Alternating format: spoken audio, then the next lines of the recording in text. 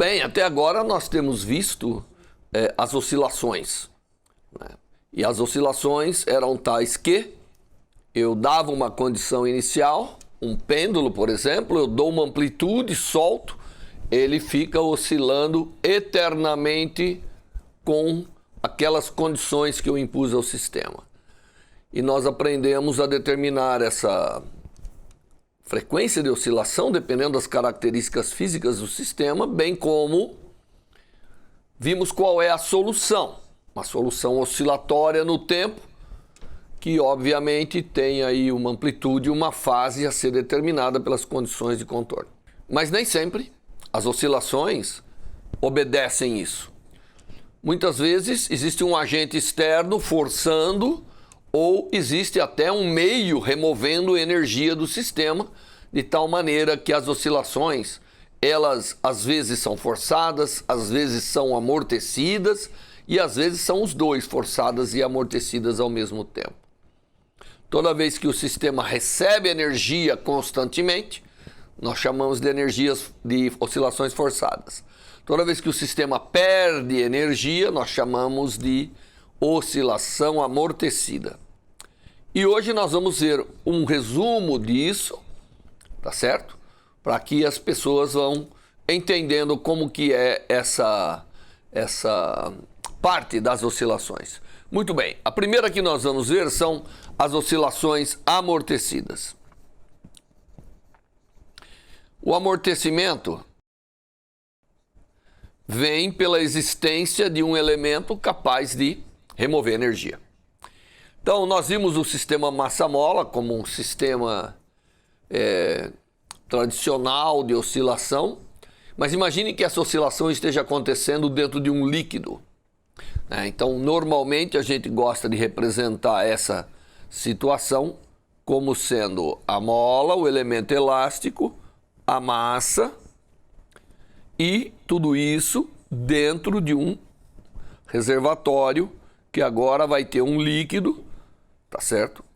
Que é capaz de impor ao sistema um amortecimento, porque nós sabemos que o meio viscoso é um meio que impõe certas forças àquilo que está se deslocando dentro dele e remove energia. Há diversos tipos de forças viscosas devido a fluidos e devido a... Um deles é a resistência do ar, né? Todo mundo já conhece o caso do paraquedas, que o paraquedista pula, abre o paraquedas e atinge uma velocidade constante. Ora, para atingir uma velocidade constante, você tem que estar removendo do sistema a energia que a gravidade está lhe dando, né? Então, é a mesma coisa aqui. As forças viscosas, normalmente, elas, como eu disse, tem várias naturezas. Nós vamos trabalhar com uma que ela é proporcional à velocidade, mas contrária à velocidade. Então, esse é um tipo de força viscosa extremamente importante e nós vamos trabalhar com esse tipo. Deixa eu só mostrar para vocês uma coisa importante, porque uma força desse tipo, tá certo? Se esquece um pouco esse problema, só para mostrar o que uma força viscosa faz, deixa eu pegar e dizer assim, olha, nós sabemos que M tem uma massa. Se só existisse essa força viscosa, M dV dt, não é? Que é a força, seria igual a menos BV. Se eu pegar essa expressão e multiplicar pela velocidade, eu tenho M, a velocidade dV dt, é igual a menos BV quadrado. Ora, VdV dt é a mesma coisa que meio, isso aqui é igual a meio de M d dt de V quadrado. Tá certo? Porque d dt de V quadrado vem o 2, porque é como se derivar em relação a V, depois em relação a t. E isso é igual, aqui eu vou multiplicar e dividir por M, e vou multiplicar e dividir por 2. Então aqui fica M sobre 2V quadrado. esse meio de mv² passa para dentro. E nós sabemos que meio de mv² é a energia cinética do sistema. Então, esquece um pouquinho o elemento elástico. Só estou mostrando para vocês que isso aqui fica ddt da energia cinética é igual a menos 2b sobre m da energia cinética. Ora, essa equação, ela pode ser escrita como dE, energia cinética. Lembre-se que energia cinética é meio de mv². Sobre E, energia cinética, é igual a menos 2b sobre m dt. Se você integrar isso aqui dá o logarítmico. Então isso aqui fica logaritmo da energia cinética num instante t qualquer, dividido pela energia cinética inicial. E isso tem que ser igual a menos 2b sobre m vezes o tempo. A solução disso aqui é uma exponencial. Portanto, uma força viscosa desse tipo faz com que, invertendo, a energia cinética do sistema, ela seja a energia cinética inicial vezes uma exponencial de menos 2b sobre m vezes o tempo. Então, voltando, a energia cinética num instante t qualquer para uma força desse tipo, se você der uma energia cinética para um sistema que só tem movimento, isso eu estou só mostrando que a existência dessa força faz com que a energia cinética decaia exponencialmente. Portanto, você remove energia, uma força viscosa desse tipo remove a energia do sistema. Isso é só para mostrar que, de fato, vai haver um consumo de energia. Tá bem? Então, isso é uma demonstração de que forças viscosas removem energia. Agora, vamos voltar ao nosso problema. E o nosso problema aqui é m d2x, vamos chamar de x aqui, a distância a partir do equilíbrio. Então, m d2x dt2 é igual a menos kx, que é a força elástica, menos bv. Agora, no lugar do v, nós podemos colocar dx dt. Então, a nossa nova equação diferencial, se a gente resolver aqui a equação diferencial, ela é d2x dt2, dividindo tudo por m, mais k sobre mx, mais b sobre m dx dt. Normalmente a gente põe primeiro dx dt, essa é a maneira que colocar numa equação diferencial, mais k sobre mx igual a zero. Então, o problema agora passa a ser achar uma solução que satisfaça uma equação mais complexa do que aqui nós tínhamos só do sistema oscilatório simples. Mas aqui nós podemos ver o seguinte. Bom, vamos imaginar que numa primeira situação o elemento viscoso é muito pequeno. Então vou dizer que esse termo é muito pequeno. Então, se b sobre m é muito pequenininho comparado com os outros, então, vamos, ao invés de dizer menor, muito menor que 1, nós não sabemos o valor dele, nós vamos dizer que ele é muito pequeno. Muito pequeno comparado ao elemento elástico. O elemento elástico domina. Então, se ele for muito pequeno, é como eu esquecer isso aqui.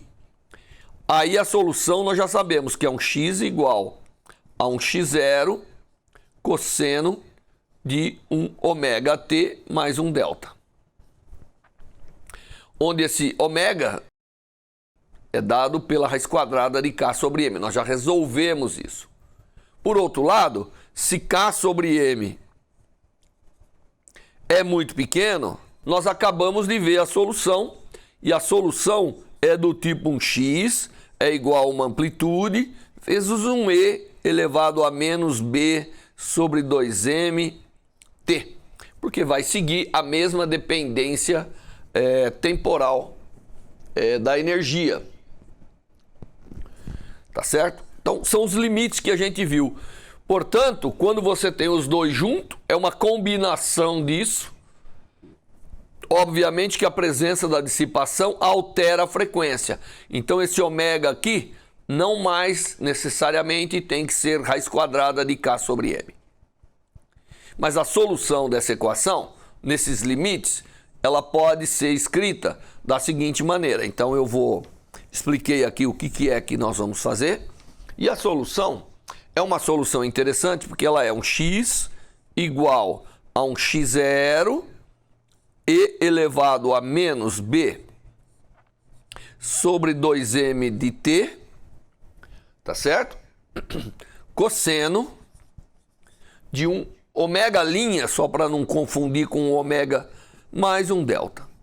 Essa é a solução dessa equação, tá certo? Então ela é oscilatória e atenuada ao mesmo tempo.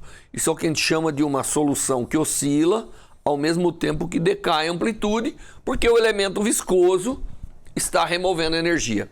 Caso B seja zero, obviamente, se B é zero, então isso aqui desaparece e a solução é oscilatória normalmente. Se ômega é igual a zero, porque o K é igual a zero, então de alguma maneira não tem aqui essa parte oscilatória, a gente pode tomar a derivada aqui e mostrar para você que a energia vai seguir algo parecido com isso, mais ou menos. Tá certo? Muito bem. Então a solução é desse tipo.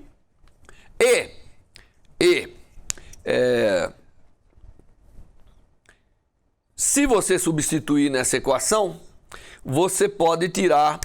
Bom, quem que é o x0? O x0 depende das condições iniciais. Então, quando t é igual a zero, você tem uma amplitude e tem uma fase. Então, a fase também depende das condições iniciais, mas a fase, ela é uma coisa à parte aqui, mas também vai depender das condições iniciais aqui do problema. Tá certo? E o ômega linha? Bom, o ômega linha, para você determinar, você tem que substituir aqui nessa equação para poder determinar. Substituindo na equação que nós acabamos de ver, de montar. Muito bem, vamos repetir essa solução aqui. Você pode verificar que essa solução, ela é a verdadeira aí para esse sistema. E vamos agora fazer o seguinte. Vamos determinar quem que é esse ômega linha, tá certo? Já que o x0 é determinado. Aliás, deixa eu dizer para vocês como que essa solução se comporta, tá certo? Então, aqui como função do tempo, se eu analisar a posição dessa massa, eu vou ver assim. Se esse sistema oscilasse, só oscilasse, ele teria uma solução oscilatória assim, não é verdade? Se esse sistema só decaísse, não tivesse oscilatório, eu mostrei para vocês que seria uma solução que ia decair exponencialmente. Quando você combina as duas pela multiplicação, você tem algo que faz assim, né? Ó. Ele vai decaindo e oscilando ao mesmo tempo. Tá certo? Então essa aqui é um decaimento. Quando uma coisa é muito grande, imagine que o elemento elástico é muito pequeno. Então às vezes você tem assim, o sistema nem chega a oscilar, ele vai decaindo. Então tem vários regimes de decaimento que você tem nessa solução. Se você enfiar essa solução aqui, que é a solução para esse sistema oscilatório amortecido, você vai tirar um ômega linha, que é a frequência de oscilação, que é igual a ômega zero, e eu já vou escrever que ômega zero é a raiz quadrada de K sobre M, tá certo? É aquele que quando não tem viscosidade, quando não tem dissipação, raiz quadrada de 1 menos B sobre 2m ômega zero, espero não ter errado aqui, as continhas, né? Tudo isso ao quadrado